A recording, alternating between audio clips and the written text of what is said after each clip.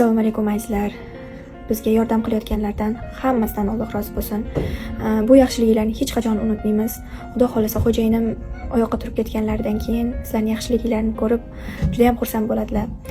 Shu 2-3 kun ichida xo'jayinimni birdan mazalari qochib qoldi. Reanimatsiyaga tushib qoldilar va hozir ham reanimatsiyada yotibdilar. Duo qilinglar, o'zlariga kelib yaxshi bo'lib ketsinlar. Xudo xolasa reanimatsiyadan chiqqanlaridan keyin ozgina davolanib operatsiyaga tayyorgarlik bo'ladi. Bizga oz fursatda katta mablag'da pul kerak.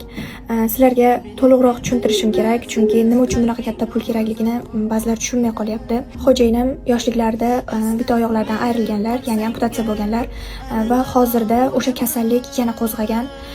Shu kasallikka hozirgi buyraklari ham bog'liq. Hozir ikkita kasallikni biz davolashimiz kerak, ya'ni o'sha qo'zg'algan kasallikni oldini olishimiz kerak, yana avj olib boshqa organlarni ishdan chiqarmasligi uchun va keyingi navbatda pochkani operatsiya qilib o'rniga boshqa pochka qo'ydirishimiz kerak. Shu uchun sizlardan iltimos, bizda hozir yangi kartalar, mana shu kartalarga imkon qadar o'z hissangizni qo'shishingizni xohlardim. Imkon qadar yaxshilarga, yaxshi insonlarga jo'nating bu videoni.